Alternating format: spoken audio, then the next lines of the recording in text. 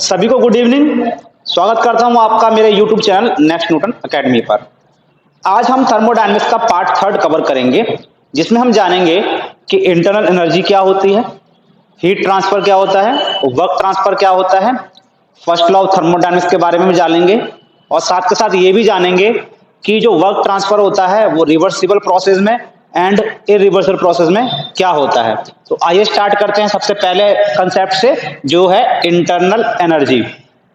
यहाँ पे आपको नजर आ रहा होगा, मैंने एक डायग्राम बनाया हुआ है जहां पे मैंने एक गैसियस सिस्टम लिया हुआ है, यानी गैस ली हुई है जो कि मैंने सिलेंडर और पिस्टन के अंदर इंक्लोज कर रखी है। ये पूरा सिस्टम सिलेंडर और पिस्टन का, ये मैंने एक हाइट जमीन से यानी ग्राउंड से एक हाइट h पे रखा हुआ है, जिसके कारण इस पूरे सिस्टम की एक एक्सटर्नल यानी बाहरी एक मैक्रोस्कोपिक पोटेंशियल एनर्जी बनेगी, जिसे हम कहेंगे mgh। इस सिस्टम की हाइट की वजह से इसके अंदर एक पोटेंशियल एनर्जी स्टोर हो जाएगी, जिसको हम कहते हैं mgh के बराबर होगी वो। साथ के साथ अगर ये पूरा सिस्टम मूव कर रहा है तो इसके साथ एक काइनेटिक एनर्जी भी जुड़ी हुई होगी, जो कि इस सिस्टम के मूवमेंट के कारण होगी। इसके अलावा इसके मॉलिक्यूल्स का मोशन या इसके मॉलिक्यूल के साथ भी एक एनर्जी जुड़ी हुई है, जिसको हम इंटरनल मॉलिक्यूलर एनर्जी या सिंपली इंटरनल एनर्जी कहते हैं।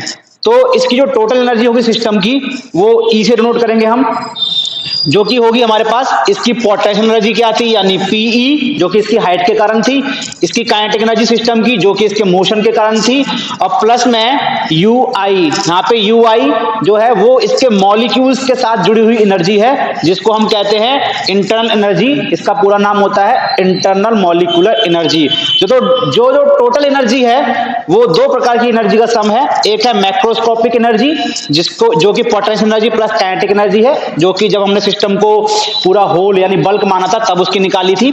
और दूसरी एनर्जी वो है जो उसके एटम्स और मॉलिक्यूल्स के साथ जुड़ी हुई है, जो कि माइक्रोस्कोपिक लेवल के साथ या माइक्रोस्कोपिक एनर्जी कहलाती है, जिसको हम कहते हैं इंटरनल मॉलिक्यूलर एनर्जी या यूआई या simply internal energy.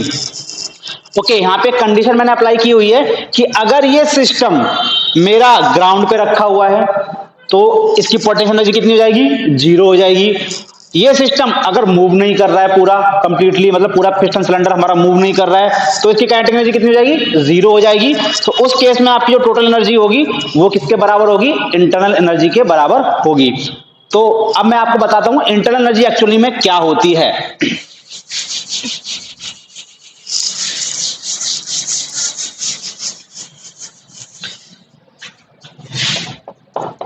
So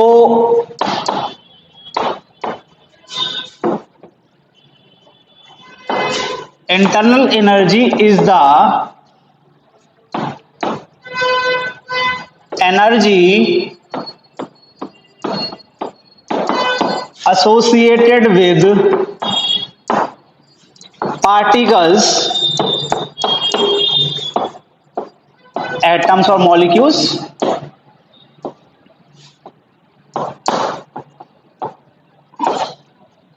of thermodynamic system. जो भी थर्मोडायनेमिक सिस्टम की मॉलिक्यूल के साथ एनर्जी जुड़ी हुई है उसी को हम इंटरनल मॉलिक्यूलर एनर्जी या सिंपली इंटरनल एनर्जी कहते हैं, जिसको हम यू से डिनोट करते हैं या यूआई। तो ये इंटरनल एनर्जी जो मॉलिक्यूल के साथ जुड़ी हुई है, तो हमें पता होना चाहिए कि मॉलिक्यूल के साथ कौन कौन सी एनर्जी जुड़ी हो सकती हैं। तो मॉलिक्यूल्स के साथ जो एनर्जी जुड़ी हो सकती हैं वो हो सकती हैं न्यूक्लियर एनर्जी, जो कि उसके न्यूक्लियस की वजह से होती है। ये हो सकती है आपकी इलेक्ट्रिक पोटेंशियल एनर्जी, जो कि मॉलिक्यूल्स के अट्रैक्शन और रिपल्सन की वजह से हो सकती है। ये आपकी हो सकती है वाइब्रेशनल एनर्जी, जो कि मॉलिक्यूल्स के वाइब्रेशन की वजह से हो सकती है।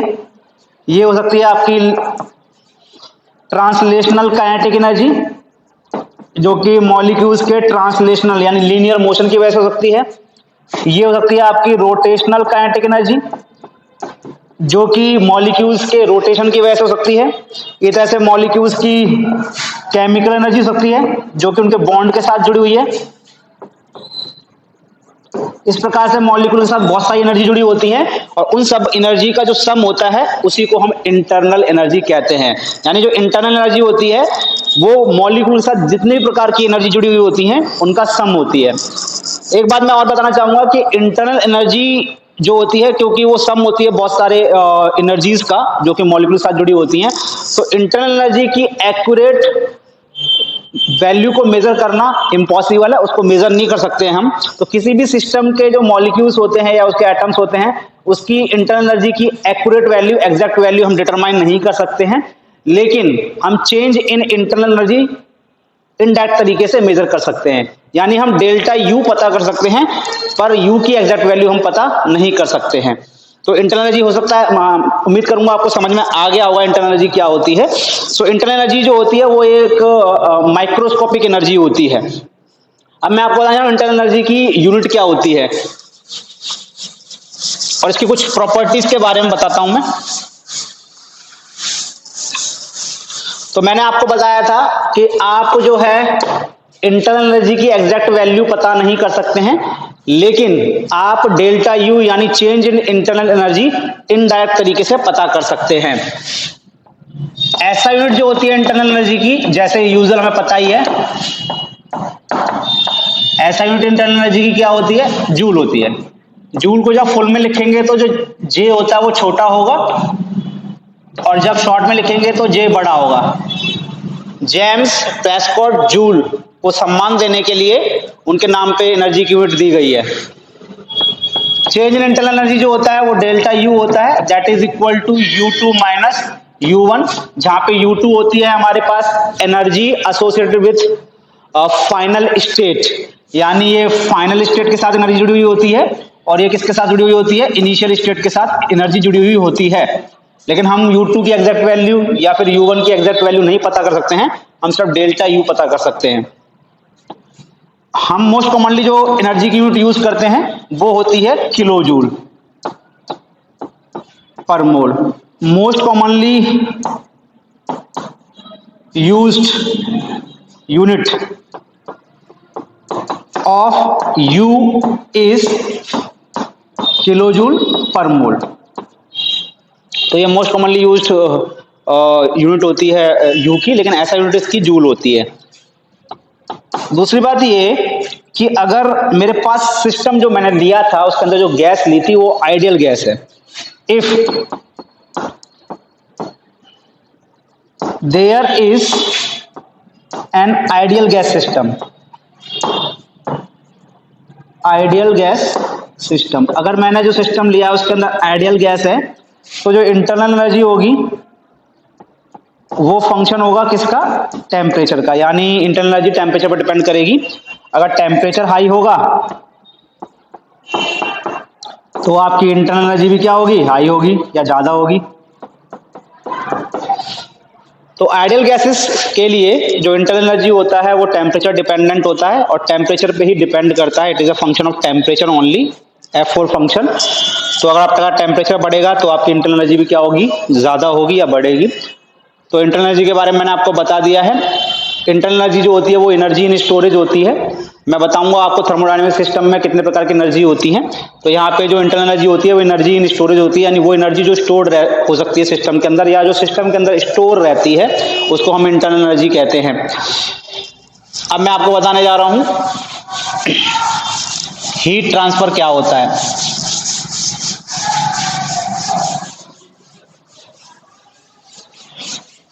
चलिए अब आपको मैं बताता हूँ हीट ट्रांसफर, जिसको आप सिंपली हीट के नाम से जानते हैं, लेकिन एक्चुअल में इसका पूरा नाम होता है heat transfer,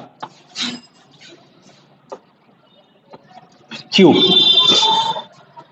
so heat transfer Q.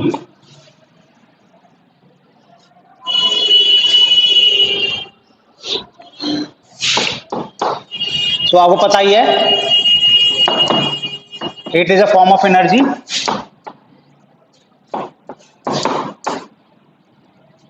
Which can not be stored, जिसको आप स्टोर नहीं कर सकते, विच कांट बी स्टोर्ड,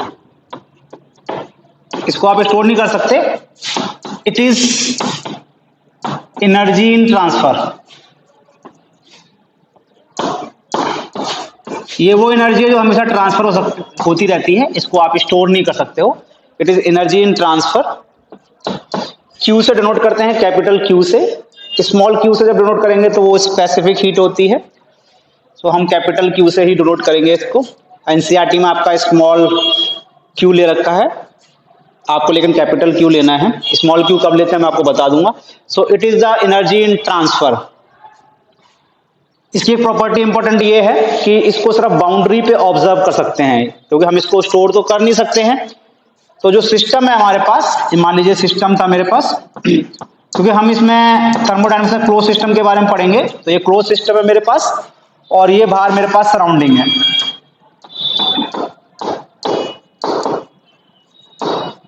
तो जो हीट ट्रांसफर है उसको आप सिर्फ बाउंड्री पे ऑब्जर्व कर सकते हो, यानी ये बाउंड्री पे इसका लेन देन होता है, बाउंड्री के बाहर, बाउंड्री के अंदर, बाउंड्री के बाहर, बाउंड्री के अंदर। तो यहाँ पे इसका हीट ट्रांसफर यानी क्यू हो सकता है। तो बाउंड्री, ये बाउंड्री फिनोमिना होता है। So it can be observe only at boundary. It can be observe at boundary.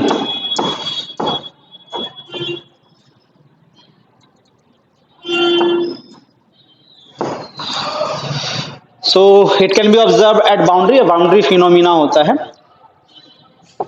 ऐसा यूनिट वही होती है इंटरनल एनर्जी वाली। ऐसा यूनिट इसकी जो है जूल ही होती है, और मोस्ट कॉमनली जो हम इसके लेते हैं वो लेते हैं किलोजूल पर मोल। सेम यूनिट है जो इंटरनल एनर्जी की यूनिट थी। अब बात करते हैं इसके साइन कन्वेंशन की, या साइन नोटेशन क्या होते हैं इसके थर्मोडायनेमिक्स में। तो देखिए साइन नोटेशन ये होते हैं कि मान लीजिए अगर ये मेरा सिस्टम है और ये हीट एब्जॉर्ब कर रहा है, यानी सराउंडिंग से सिस्टम के अंदर हीट जा रही है, यानी सराउंडिंग से सिस्टम के अंदर हीट जा रही है, तो उसकी वैल्यू पॉजिटिव लेते हैं। यानी हीट ट्रांसफर इनटू सिस्टम, या हीट एब्जॉर्ब बाय सिस्टम, या हीट गेन बाय सिस्टम, बहुत सारे टर्म है। हीट एब्जॉर्ब्ड या हीट गेन बाय सिस्टम, उसको हमने क्या लेना है, पॉजिटिव वैल्यू लेनी है। क्या लेनी है, पॉजिटिव वैल्यू। तो जो भी उसकी वैल्यू होगी उसके आगे पॉजिटिव सिंबल होगा आपका। इस तरह से अगर कोई भी सिस्टम हीट लॉस्ट कर रहा है, यानी उससे बाहर निकल ली है हीट, सिस्टम से बाहर निकल ली है। जब सिस्टम से बाहर निकल ली है, जाहिर सी बात है या तो उसकी कूलिंग हो रही है या उसका फेज ट्रांसफॉर्मेशन हो रहा है। तो सिस्टम से बाहर निकल रही है जब हीट, तो उसका साइन जो है वो नेगेटिव लेना है, यानी सिस्टम से सराउंडिंग में जब हीट जा रही है तो नेगेटिव है। इस केस में हम कह सकते हैं हीट लॉस्ट हुई है या हीट इवॉल्व हुई है। ठीक है, हीट लॉस्ट या हीट इवॉल्व, वो आपको जो है क्या लेना है, नेगेटिव लेना है। सो वो नेगेटिव होता है। This is the sign notation. Okay, अगला मैं बताने जा रहा हूं आपको work transfer. So work transfer को हम कैपिटल W से डिनोट करेंगे। सो वर्क ट्रांसफर भी एक तरह की एनर्जी है, similar to work, so similar to heat. जिस प्रकार से हीट एक एनर्जी होती है, वैसे work is also a form of energy which can not be stored. उसको भी हम स्टोर नहीं कर सकते हैं, और वो भी जो है एनर्जी इन ट्रांसफर होता है। वर्क भी एनर्जी इन ट्रांसफर होता है। ये भी जो है बाउंड्री पे ही ऑब्जर्व होता है, इसको भी आप बाउंड्री पे ही ऑब्जर्व कर सकते हो। सो ये भी बाउंड्री पे ही ऑब्जर्व होता है। इसकी भी जो ऐसा यूनिट होती है वो जूल होती है। मोस्ट कॉमनली किलोजूल पर मोल लेते हैं, लेकिन हम जूल लेंगे इसकी यूनिट। जो भी यूनिट होगी तीनों की सेम लेनी है आपको। किसी भी प्रॉब्लम में, किसी भी न्यूमेरिकल में या किसी भी एक्सप्रेशन में आपको तीनों internal energy, heat transfer, work transfer की यूनिट सेम लेनी है। ये भी बाउंड्री फिनोमिना है, इसको भी हम बाउंड्री पे ही ऑब्जर्व करते हैं। साइन नोटेशन की बात करें अगर, तो वर्क डन ऑन सिस्टम, यानी अगर सराउंडिंग सिस्टम के ऊपर वर्क करता है तो वो पॉजिटिव होता है। यानी सिस्टम के ऊपर जब वर्क हो रहा है तो वो क्या होता है, पॉजिटिव लेना होता है, या उसका जो साइन नोटेशन होता है वो पॉजिटिव होता है। तो याद कीजिए, जब भी सराउंडिंग सिस्टम के ऊपर वर्क करता है तो कौन सी प्रोसेस होती है? पिस्टन सिलेंडर केस में कंप्रेशन कहते हैं उसको। अगर मैंने ये फ्रिक्शनलेस पिस्टन लिया है और सिलेंडर में गैस इनक्लोज हो रखी है, तो ये तो मेरा सिस्टम हो गया पूरा, बाहर सराउंडिंग होगी। अब सराउंडिंग सिस्टम के ऊपर वर्क कर रहा है, यानी यहाँ पे इसको दबाया जा रहा है नीचे, यानी सराउंडिंग जो है वो सिस्टम को कंप्रेस कर रही है, यानी सराउंडिंग सिस्टम के ऊपर वर्क कर रही है। तो कंप्रेशन, यहाँ पे क्या हो रहा है? कंप्रेशन। तो यानी जब सराउंडिंग सिस्टम के ऊपर वर्क करती है तो वो कंप्रेशन का एग्जांपल होता है, और इस केस में आपको वर्क जो है वो क्या लेना है? पॉजिटिव लेना है। सिमिलरली अगर सिस्टम वर्क कर रहा है सराउंडिंग के ऊपर, यानी सिस्टम वर्क कर रहा है किसके ऊपर? सराउंडिंग के ऊपर, तो इसका मतलब अंदर का प्रेशर ज्यादा है और सिस्टम जो है वो एक्सपेंड होने की कोशिश कर रहा है।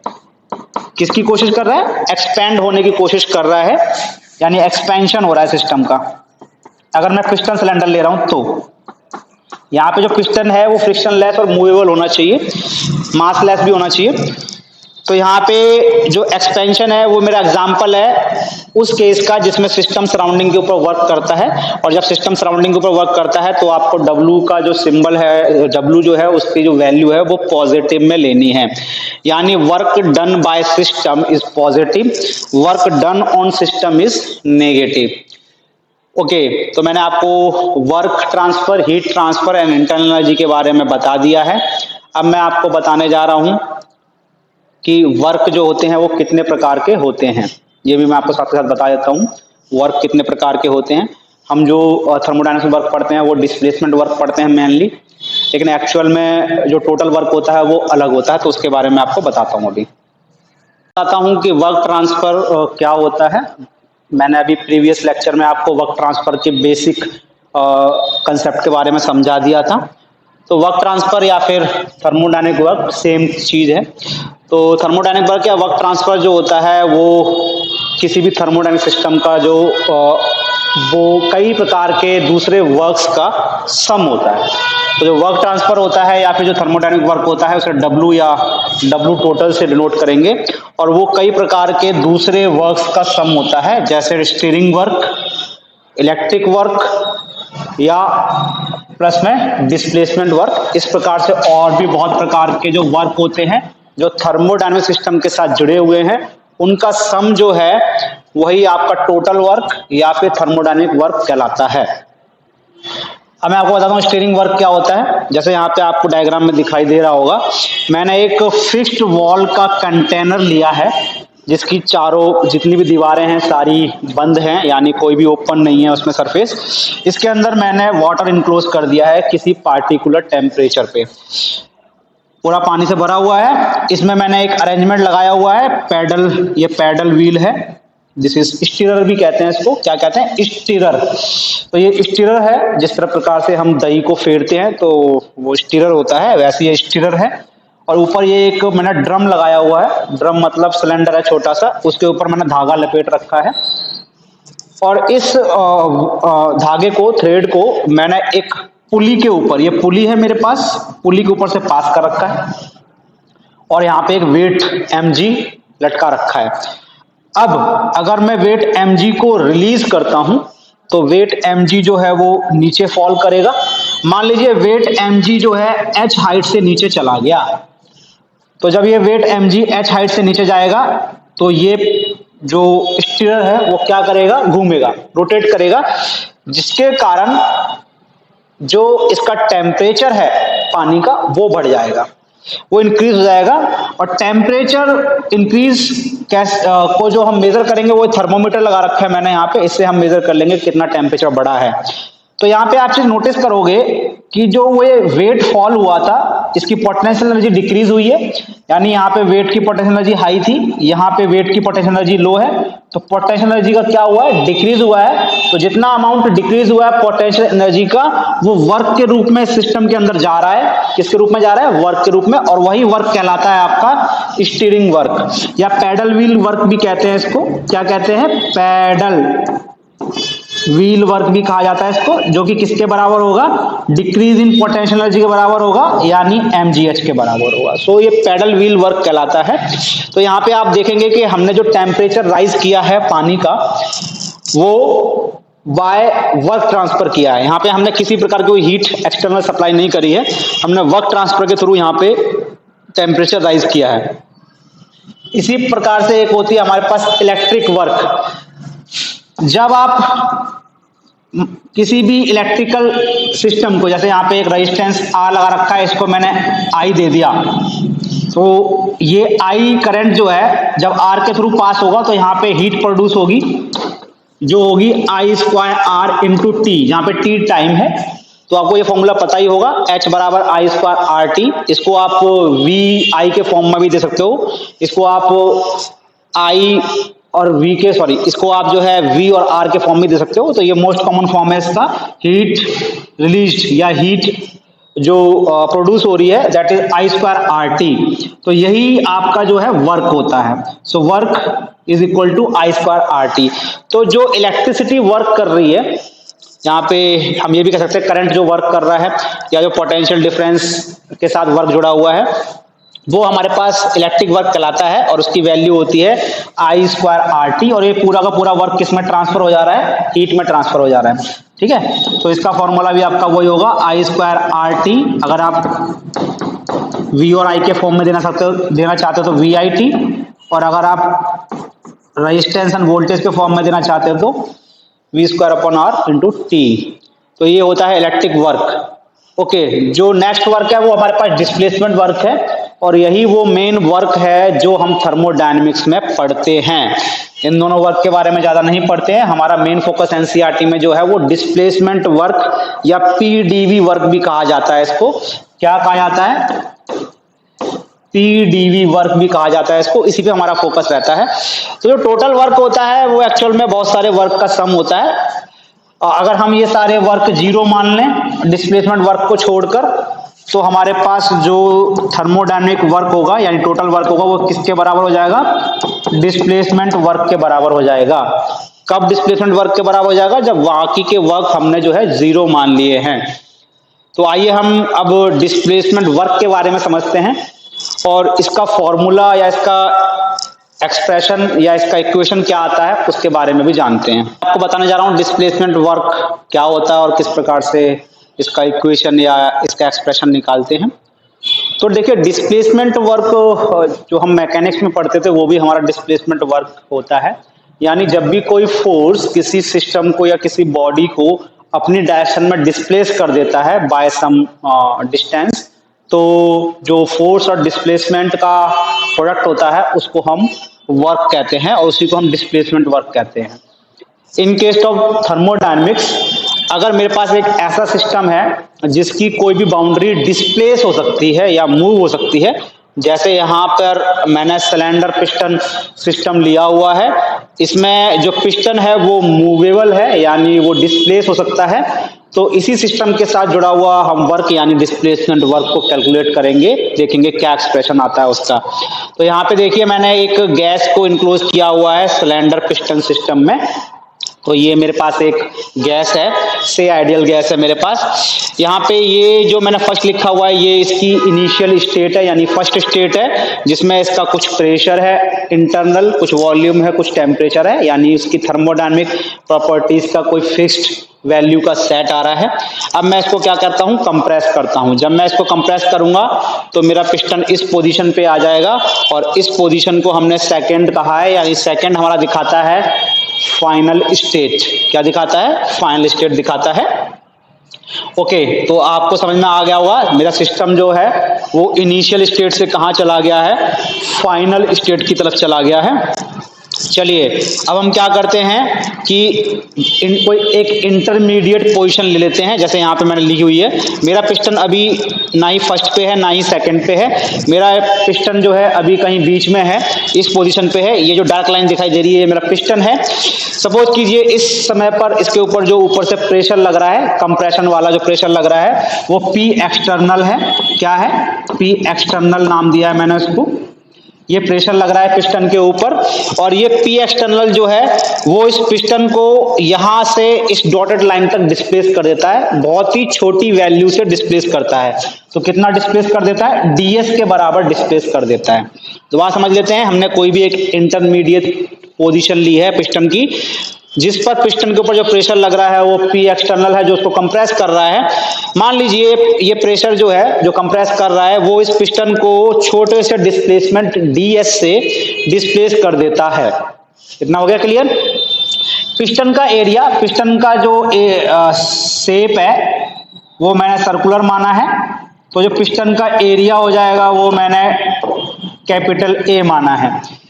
पिस्टन का एरिया, पिस्टन क्या कह सकते हो, जैसे आपने पिचकारी देखी हो, पिचकारी में जो वॉल लगा होता है वो ही पिस्टन होता है मेरा। तो जो पिस्टन है वो सर्कुलर शेप का है, ठीक है, और उसका एरिया मैंने ए माना है, कैपिटल ए। तो यहाँ पे पी एक्सटर्नल लग रहा है, और पी एक्सटर्नल पिस्टन के ऊपर लग रहा है, और किस एरिया पे लग रहा है? ए एरिया पे लग रहा है।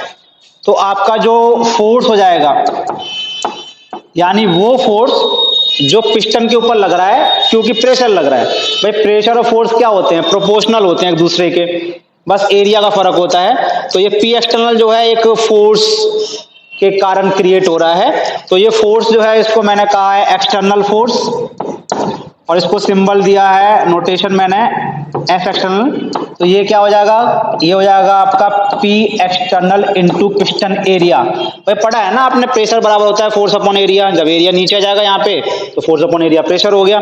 तो ये एफ एक्सटर्नल वो फोर्स है जो इस पिस्टन के ऊपर लग रहा है, और यही फोर्स इस पिस्टन को डिस्प्लेस कर रहा है छोटे से अमाउंट डीएस से। लेट दिस फोर्स, और इस फोर्स को हमने अभी कांस्टेंट माना है, याद रखिएगा। ये पी एक्सटर्नल पूरी प्रोसेस के लिए कांस्टेंट हो भी सकता है और नहीं भी हो सकता है। तो अभी हमने जो छोटा सा डिस्प्लेसमेंट हुआ है इसके लिए पी एक्सटर्नल को कांस्टेंट माना है या एफ एक्सटर्नल को कांस्टेंट माना है। Let this force displaces piston by small amount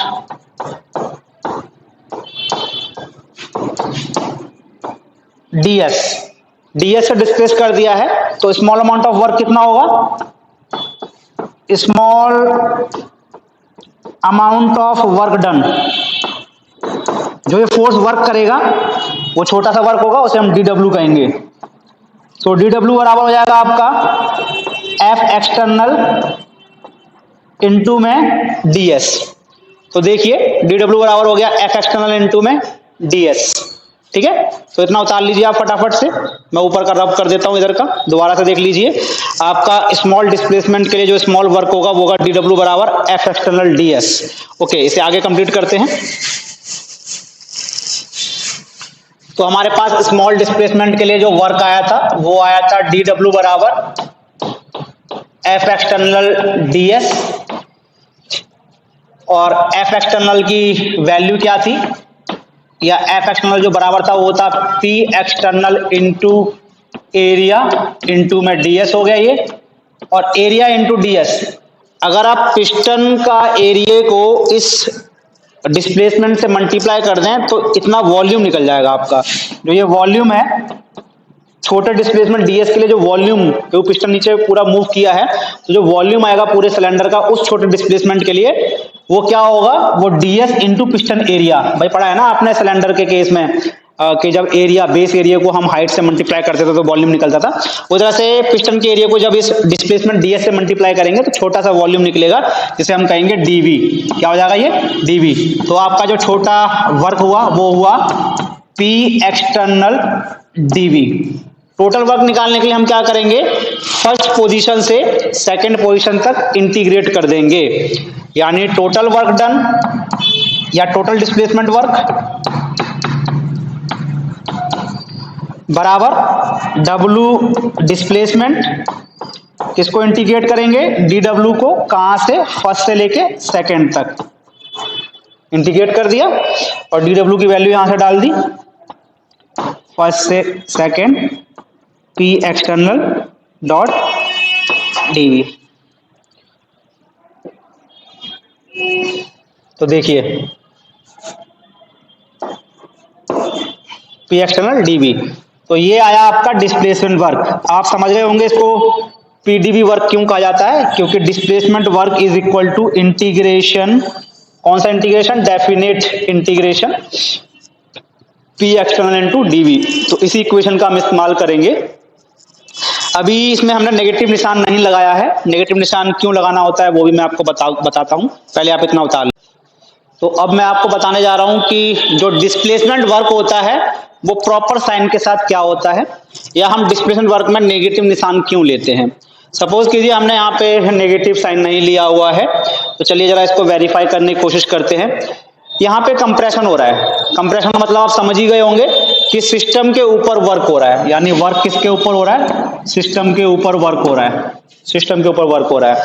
तो यहाँ पे कंप्रेशन हो रहा है यानी सिस्टम के ऊपर वर्क हो रहा है, तो डब्ल्यू डिस्प्लेसमेंट का निशान क्या आना चाहिए, आपको याद है ना, पॉजिटिव आना चाहिए। जब सिस्टम के ऊपर वर्क हो रहा हो तो डब्ल्यू डिस्प्लेसमेंट का निशान क्या आना चाहिए, पॉजिटिव आना चाहिए। इतना तो कंफर्म हो गया। चलिए अगला देखते हैं। जब सिस्टम कंप्रेस हो रहा है तो इसका वॉल्यूम क्या हो रहा है, डिक्रीज हो रहा है। भाई वॉल्यूम क्या हो रहा है, वॉल्यूम डिक्रीज हो रहा है। जब वॉल्यूम डिक्रीज होगा तो डीवी की वैल्यू क्या आएगी, नेगेटिव आएगी। भाई डीवी क्या है, चेंज इन वॉल्यूम, ठीक है। तो डीवी की वैल्यू क्या आएगी, नेगेटिव आएगी। तो आप देखेंगे यहाँ पे इस केस के लिए जो मैंने डायग्राम बनाया है, डीवी मेरा नेगेटिव हो जाएगा लेकिन मेरा वर्क पॉजिटिव आना चाहिए। तो इस नेगेटिव साइन को पॉजिटिव में कन्वर्ट करने के लिए, क्यों, क्योंकि मेरा वर्क तो इस केस के लिए नेगेटिव आना, सॉरी पॉजिटिव आना चाहिए, लेकिन इसके लिए केस के लिए वॉल्यूम चेंज जो है वो नेगेटिव आ रहा है। तो इस नेगेटिव को पॉजिटिव वर्क में दिखाने के लिए हमको इस नेगेटिव साइन को हटाना पड़ेगा। तो इसके लिए हम यहाँ पे क्या ले लेंगे, दूसरा नेगेटिव ले लेंगे, जिससे ये नेगेटिव नेगेटिव क्या बन जाएगा, प्लस बन जाएगा। तो वहां समझ लीजिए वॉल्यूम डिक्रीज हो रहा है इसलिए डीवी जो है नेगेटिव है, लेकिन हमको वर्क का साइन पॉजिटिव लेना है, हमारा वर्क पॉजिटिव आना चाहिए। तो इसलिए हमने यहाँ पे नेगेटिव लगाया हुआ है ताकि ये नेगेटिव इस नेगेटिव को प्लस कर दे और हमारा वर्क का साइन क्या आ जाए, प्लस आ जाए। इसलिए हमने यहाँ पे क्या साइन लिया है, माइनस साइन लिया है। तो this is the actual work done with proper sign, इसी का हम इस्तेमाल करेंगे। अब होता क्या है, अगर आपका पी एक्सटर्नल कांस्टेंट है तो वो बाहर निकल जाएगा, अगर पी एक्सटर्नल कांस्टेंट नहीं है तो वो इंटीग्रेशन के अंदर रह जाएगा। चलिए अब जानते हैं displacement work for reversible process and irreversible process, इसके फॉर्मूले भी देख लेते हैं। ओके, अब मैं आपको बताता हूं कि डिस्प्लेसमेंट वर्क जो होता है वो रिवर्सिबल प्रोसेस के लिए क्या होता है। जैसा कि मैंने आपको पहले बताया था, रिवर्सिबल प्रोसेस जो है वो एक आइडियल प्रोसेस होती है, इमेजिनरी प्रोसेस होती है। एक्चुअल में जो भी नेचर में या रियल प्रोसेस होती है वो कभी भी रिवर्सिबल प्रोसेस नहीं होती है। So it is an ideal concept. चलिए डिस्प्लेसमेंट वर्क निकालते हैं हम रिवर्सिबल प्रोसेस के लिए। तो यहाँ पे आप देखेंगे मैंने दोबारा से एक पिस्टन सिलेंडर सिस्टम लिया हुआ है। यहाँ पे पिस्टन के ऊपर जो है एक्सटर्नल प्रेशर लग रहा है और पिस्टन के नीचे यानी सिस्टम के अंदर जो है वो इंटरनल प्रेशर है जो कि गैस का प्रेशर है। जब दोनों प्रेशर एग्जैक्टली बराबर होंगे तब ये पिस्टन मूव नहीं करेगा, रेस्ट पे रहेगा। ओके, अगर ये पिस्टन का मूवमेंट हम रिवर्सिबल कंडीशन या रिवर्सिबल प्रोसेस मान रहे हैं तो क्या होता है, अगर हम पिस्टन का मूवमेंट या कंप्रेशन या ऊपर जाना या नीचे जाना उसको रिवर्सिबल प्रोसेस में कंसीडर कर रहे हैं तो उस केस में जो आपका एक्सटर्नल प्रेशर होता है वो कांस्टेंट नहीं होता है बल्कि वेरी करेगा समय के साथ। यानी जब मैं इसको कंप्रेस करूंगा तो पी एक्सटर्नल को मुझे बढ़ाना पड़ेगा और जब मैं इसको एक्सपेंड करूंगा तो पी एक्सटर्नल को घटाना पड़ेगा। ठीक है, यानी पी एक्सटर्नल जो होता है वो कांस्टेंट नहीं होता बल्कि वेरिएबल होता है रिवर्सिबल प्रोसेस के लिए। ओके, अब अगर आपको कंप्रेशन करना है तो आपको पी एक्सटर्नल थोड़ा सा बढ़ाना पड़ेगा, किससे, पी इंटरनल से थोड़ा सा ज्यादा करना पड़ेगा। यानी जब पी एक्सटर्नल पी इंटरनल से थोड़ा सा ज्यादा हो जाएगा तो पिस्टन जो है स्लोली स्लोली कहाँ आने लगेगा, नीचे आने लगेगा। दोबारा ध्यान दीजिएगा, रिवर्सिबल प्रोसेस में पिस्टन का मूवमेंट बहुत ही स्लो होना चाहिए, इतना स्लो कि मालूम भी ना पड़े मूव कर रहा है। ठीक है, तो कंप्रेशन के केस में जो पी एक्सटर्नल होता है वो बहुत ही स्लाइटली मोर देन होता है पी इंटरनल। इस तरह से एक्सपेंशन के केस में पी इंटरनल थोड़ा ज्यादा होगा, पी एक्सटर्नल थोड़ा कम होगा, पिस्टन ऊपर की तरफ मूव करेगा। यानी एक्सपेंशन के केस में पी इंटरनल बहुत ही slightly more than p external. यानी रिवर्सिबल प्रोसेस के केस में हम दोनों को करीब करीब बराबर मान सकते हैं। चलिए आप डिस्प्लेसमेंट वर्क निकालते हैं। सो डब्ल्यू डिस्प्लेसमेंट का मैंने फॉर्मूला आपको बताया था, equation that is negative integration P external into D. और जैसा कि हमको पता है कि पी एक्सटर्नल हमारा वेरिएबल है, कांस्टेंट नहीं है, तो वो इंटीग्रेशन साइन के बाहर नहीं आएगा। तो अब करेंगे क्या हम, तो हम पी एक्सटर्नल को रिप्लेस कर देते हैं दूसरे वेरिएबल से। So from ideal gas equation,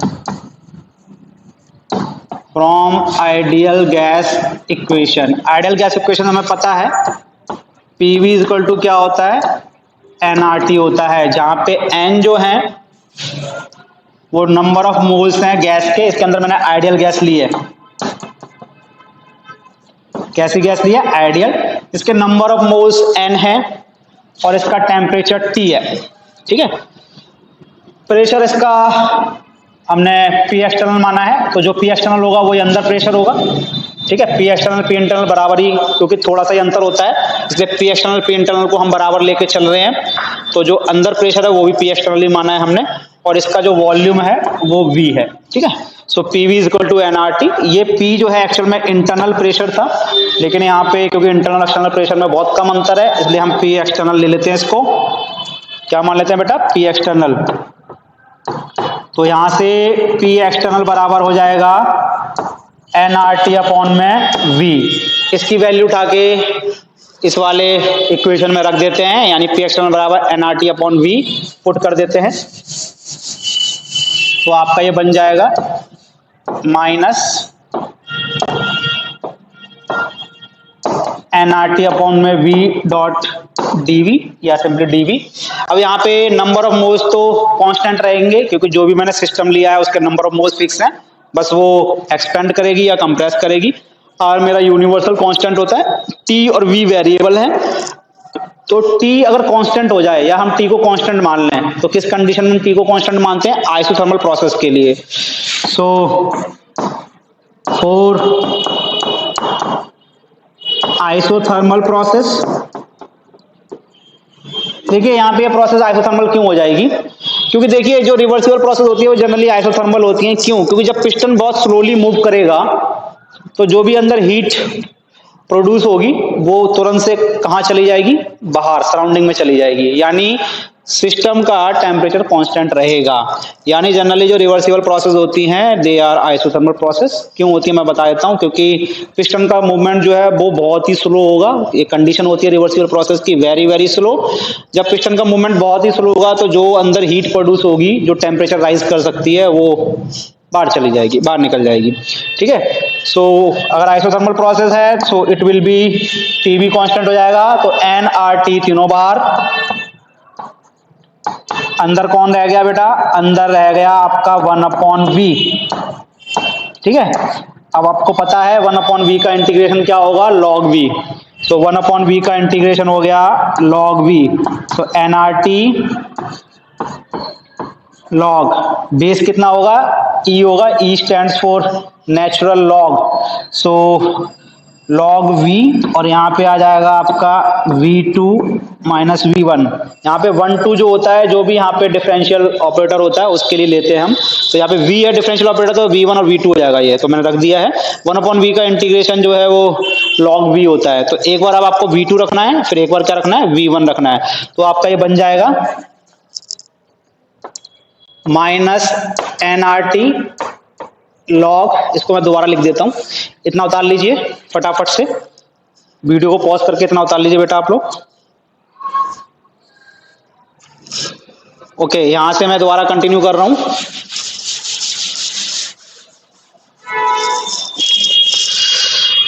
तो आपका जो W हो जाएगा वो हो जाएगा माइनस nRT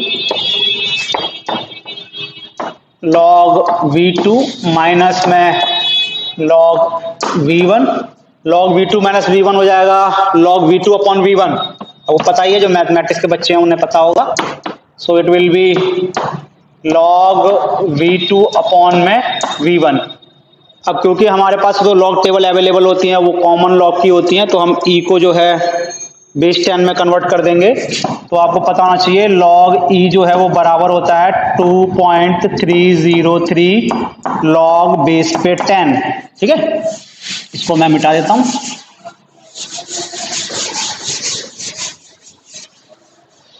सो लॉग ई बराबर होता है 2.303 log 10। तो मैं उसकी वैल्यू यहाँ log e को रिप्लेस कर देता हूँ। So it will come out minus 2.303 nRT log base पे 10 V2 अपॉन में V1।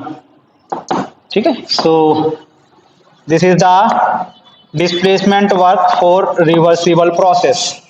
So this is the displacement work for reversible process. देख लीजिए, so displacement work for reversible process is minus 2.303 nRT log 10 V2 upon V1। इसको आप pressure के form में भी लिख सकते हो। कैसे? क्योंकि आपको पता है आइसोथर्मल प्रोसेस है, तो आइसोथर्मल प्रोसेस के लिए आपके पास P1 V1 बराबर P2 V2 होता है। यहाँ से आप नोट करेंगे P1 अपॉन P2 बराबर आएगा V2 अपॉन V1, यानी V2 अपॉन V1 को आप रिप्लेस कर सकते हो P1 अपॉन P2 से। ठीक है, देख लिया यहाँ पे V2 अपॉन V1 को आप P1 अपॉन P2 से रिप्लेस कर सकते हो। तो आपका यही एक और बन जाएगा minus 2.303 nRT log base 10 P1 upon P2। तो ये आपका रिवर्सिबल वर्क है, इसलिए मैं W के नीचे REV रिवर्सिबल लिखा हुआ है। ठीक है, अब आपको मैं बताने जा रहा हूँ work done for irreversible process, लेकिन इससे पहले मैं डायग्राम भी बता देता हूँ। इसका डायग्राम जो है उसमें किस तरह से आपको दिखाना है। सो यहाँ पे P लिया है, यहाँ पे V लिया है, और मेरा हो रहा था कंप्रेशन। सो इस तरह से जाएगा, this is first state, this is second state. ठीक है, तो देखिए कंप्रेशन हो रहा है, क्योंकि आप देखेंगे ध्यान से यहाँ पे आ रहा है V1 और यहाँ पे आ रहा है V2। ठीक है, ये वॉल्यूम है आपका, तो यहाँ पे V1 आ रहा है, यहाँ पे V2 आ रहा है। तो अगर ये रिवर्सिबल प्रोसेस है तो ये पूरा एरिया जो है इसके नीचे, ये वर्टिकल लाइन खींच के आएगा, ये पूरा एरिया जो है रिवर्सिबल वर्क, यानी ये वर्क दिखा रहा है। ठीक है, सो ये एरिया पूरा जो कवर हो रहा है, this is the reversible work. तो ये डायग्राम के थ्रू मैंने समझा दिया। अब मैं आपको बताता हूँ इरिवर्सिबल वर्क कैसे निकालना होता है। IRRR irreversible work.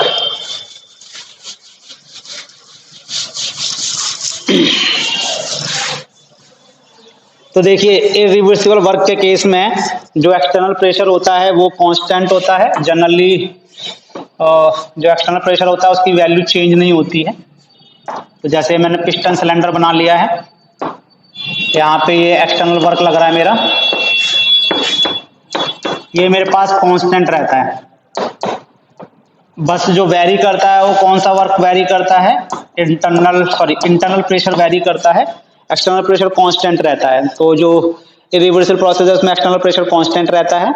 अब अगर आपका इंटरनल प्रेशर कम है, भाई एक्सटर्नल प्रेशर तो फिक्स है, लेकिन अगर इंटरनल प्रेशर कम है एक्सटर्नल प्रेशर से, तो पिस्टन कहाँ आएगा, नीचे की तरफ आएगा, यानी कंप्रेशन शुरू हो जाएगा। तो वहां समझ लीजिए, अगर इंटरनल प्रेशर कम है P एक्सटर्नल से, यानी इंटरनल प्रेशर कम है P एक्सटर्नल से, तो आपका शुरू हो गया कंप्रेशन। और कंप्रेशन कब तक होता रहेगा, जब तक होता रहेगा जब तक ये इंटरनल प्रेशर बढ़ के यानी इंक्रीज होके किसके बराबर नहीं हो जाता, एक्सटर्नल प्रेशर के बराबर नहीं हो जाता। तो बात समझ लीजिए, अगर इंटरनल P एक्सटर्नल तो कांस्टेंट ही रहना है आपका, अगर आपका इंटरनल प्रेशर कम हैगा तो पिस्टन आपका नीचे आना शुरू हो जाएगा, और जब नीचे आना शुरू हो जाएगा तो गैस कंप्रेस होगी, तो उसका इंटरनल प्रेशर धीरे धीरे बढ़ेगा और वो किसके बराबर हो जाएगा, P एक्सटर्नल के। जैसे वो P एक्सटर्नल के बराबर होता है आपका पिस्टन मूवमेंट रुक जाएगा। इस तरह से अगर आपका P इंटरनल बड़ा है, अगर आपका P इंटरनल बड़ा है P एक्सटर्नल से, तो आपका एक्सपेंशन शुरू हो जाएगा। क्या शुरू हो जाएगा, एक्सपेंशन केस में ये पिस्टन ऊपर जाना शुरू कर देगा, गैस एक्सपेंड होगी, उसका इंटरनल प्रेशर डिक्रीज होगा, और डिक्रीज होके किसके बराबर हो जाएगा, P एक्सटर्नल के बराबर हो जाएगा। फिर से आपका पिस्टन मूवमेंट रुक जाएगा, लेकिन P एक्सटर्नल कांस्टेंट रहेगा आपका। तो चलिए शुरू करते हैं, डिस्प्लेसमेंट वर्क निकालते हैं। तो आपको फॉर्मूला पता ही है, 1 to 2 P एक्सटर्नल dV, क्योंकि यहाँ पे P एक्सटर्नल कांस्टेंट है तो वो तो आ गया भैया बाहर, अंदर रह गए dV। तो dV के आगे हम 1 लगा के इंटीग्रेट कर लेते हैं। तो आपका आ जाएगा dv का इंटीग्रेशन v, यहाँ पे आ जाएगा v2, यहाँ पे आ जाएगा v1। तो एक बार आपको v2 लेना है, v2 माइनस v1, और आपको पता है v2 minus v1 delta v होता है, तो p external into delta v। तो ये आ गया आपका इरिवर्सिबल वर्क। तो इरिवर्सिबल वर्क जो होता है वो होता है minus P external delta v, और ये रिवर्सल वर्क होता है। और आइसोबैरिक प्रोसेस में भी यही वर्क लेते हैं हम। तो ये आइसोबैरिक प्रोसेस के लिए भी हो सकता है। किसके लिए हो सकता है? आइसोबैरिक या आइसोबारिक भी कहते हैं इसको। तो जो आइसोबारिक प्रोसेस होती है उसके लिए भी यही आपका निकल के आएगा। आइसोबारिक प्रोसेस के लिए reversal work minus P external delta v। तो आपको मैंने डिस्प्लेसमेंट वर्क बता दिया रिवर्सिबल के लिए एंड इरिवर्सिबल के लिए। अगर उतार लीजिए आप जल्दी से। अब मैं आपको डायग्राम बता देता हूँ, इसका डायग्राम मैं किस प्रकार से रिप्रेजेंट करते हैं। पीवी डायग्राम बना देता हूँ। तो मान लीजिए एक प्रोसेस है ये,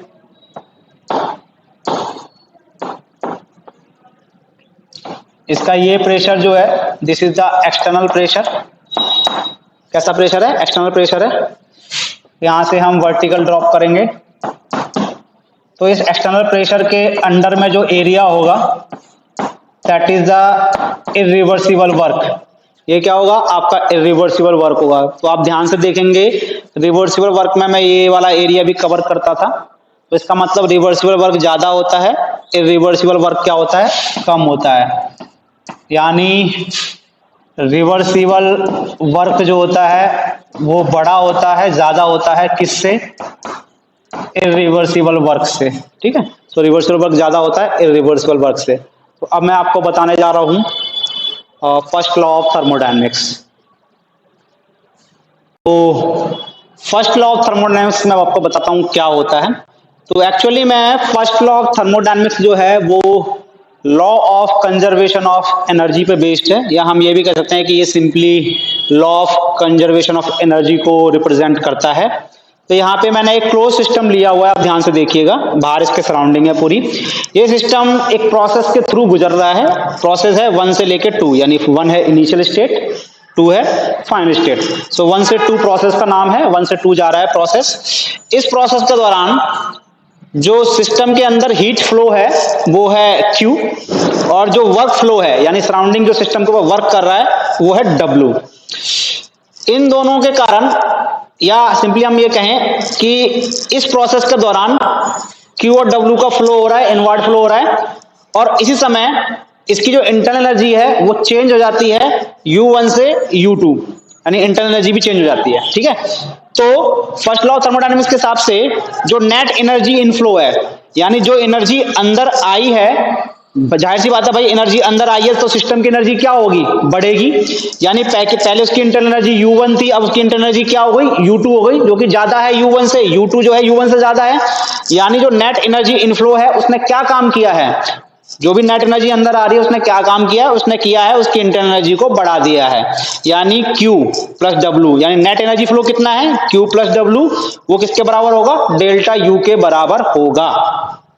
तो यहाँ पे आप देखेंगे हमने कुछ नहीं किया है, बस एनर्जी को बैलेंस किया है। यानी एनर्जी को ना ही आप क्रिएट कर सकते हो, ना ही आप उसको जो है उसको डिस्ट्रॉय कर सकते हो, बस एक फॉर्म से दूसरे फॉर्म में उसको ट्रांसफॉर्म कर सकते हो, कन्वर्ट कर सकते हो। तो वही यहाँ पे हुआ है।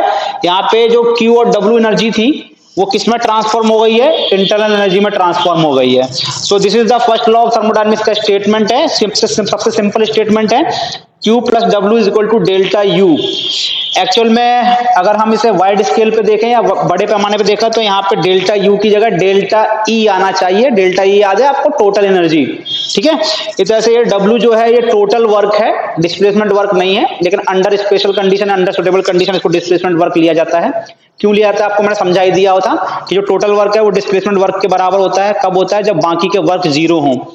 तो जो एक्चुअल में ये लॉ निकल के आता है वो आता है Q plus W total is equal to delta E। Actual में लॉ ये होता है, लेकिन जब आपका सिस्टम रेस्ट पे हो और सिस्टम हाइट पे ना हो तो डेल्टा ई किसके बराबर हो जाएगा, डेल्टा यू के बराबर हो जाएगा। और जब सिस्टम में किसी भी प्रकार के दूसरे वर्क ना हो तो टोटल वर्क किसके बराबर हो जाएगा, डिस्प्लेसमेंट वर्क के बराबर हो जाएगा। तो आपका ये निकल के आता है ऊपर वाला लॉ। लेकिन एक्चुअल में जो कंप्लीट लॉ होता है फर्स्ट लॉ ऑफ थर्मोडायनामिक्स, वो उसकी स्टेटमेंट या उसकी इक्वेशन नीचे वाली होती है, ये अंडर सुटेबल कंडीशंस होती है। लेकिन हम जो है यही यूज करेंगे आपकी केमिस्ट्री में। So Q plus W equal to delta U. Okay, यहाँ पे हमने सिंगल एनर्जी ट्रांसफर लिए हैं, लेकिन अगर कई प्रकार के एनर्जी ट्रांसफर हो रहे हो तो कैसे निकालेंगे। तो फर्स्ट लॉ ऑफ थर्मोडायनामिक्स क्या होगा तो मैं आपको बता देता हूँ।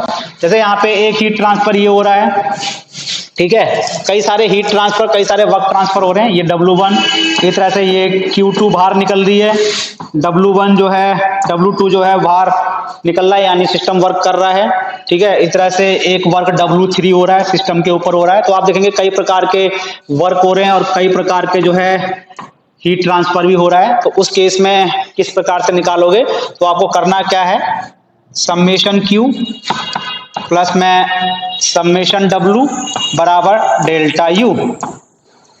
यानी आपको क्या करना है, नेट एनर्जी ट्रांसफर इन, नेट वर्क ट्रांसफर इन, यानी नेटवर्क सिस्टम के अंदर कितना आ रहा है, net energy, heat energy system के अंदर कितनी आ रही है वो निकालनी है। तो यहाँ टोटल एनर्जी, इसको टोटल भी कहते हैं, total heat energy, total work energy बराबर डेल्टा यू। और आपको पता ही है जब सिस्टम से बाहर निकलनी हो तो उसकी वैल्यू माइनस निशान के साथ निकल रखनी है। अगर आपका हीट सिस्टम के बाहर निकल रहा है, अगर हीट सिस्टम के अंदर आ रहा है तो प्लस साइन के साथ रखनी है। इसी तरह से वर्क अगर सिस्टम के अंदर आ रहा है तो प्लस साइन के साथ, और वर्क सिस्टम के बाहर जा रहा है तो माइनस साइन के साथ। तो ये है जब फर्स्ट लॉ ऑफ थर्मोडायनामिक्स का स्टेटमेंट ये भी है, इक्वेशन ये भी है, जब कई प्रकार के वर्क एंड कई प्रकार के हीट इन्वॉल्व होते हैं। इसको डिफरेंशियल फॉर्म में अगर लिखना चाहो, डिफरेंशियल फॉर्म में अगर लिखना चाहो, यानी अगर छोटा सा वर्क ट्रांसफर और छोटा सा हीट ट्रांसफर हुआ है, यानी मैं सारा हटा देता हूं, डिफरेंशियल फॉर्म में लिखना चाहो तो अगर छोटा सा हीट ट्रांसफर dq हुआ है, छोटा सा वर्क ट्रांसफर dw हुआ है, तो छोटी सी इंटरनल एनर्जी चेंज होगी du। तो आपका डिफरेंशियल फॉर्म हो गया इसका dq plus dw is equal to du। ये डिफरेंशियल फॉर्म में आ गया फर्स्ट लॉ ऑफ थर्मोडायनामिक्स। तो first law of thermodynamics simply law of conservation of energy है, जो कि एनर्जी बैलेंस को दिखाता है। एक एनर्जी को दूसरी एनर्जी में आप ट्रांसफर कर सकते हो, लेकिन ना ही नई एनर्जी बना सकते हो, ना ही पुरानी एनर्जी को आप डिस्ट्रॉय कर सकते हो। तो आज की क्लास के लिए इतना ही। जुड़े रहिए मेरे YouTube channel next Newton academy के साथ और लेटेस्ट वीडियोस देखते रहिए, ताकि लॉकडाउन में आपको जो है आपकी पढ़ाई को कोई बाधा ना पहुंचे, आप कोई भी प्रॉब्लम में ना आए। और मेरे चैनल को सब्सक्राइब कीजिए, वीडियोस को जितना हो सके उतना शेयर कीजिए अपने दोस्तों को, ताकि मेरे सब्सक्राइबर बढ़ें, मेरा जो रीच है वो काफ़ी वाइडर हो जाए और ज़्यादा से ज़्यादा लोग मेरे वीडियोस का फ़ायदा उठा पाएँ। तब तक के लिए जय हिंद, गुड नाइट।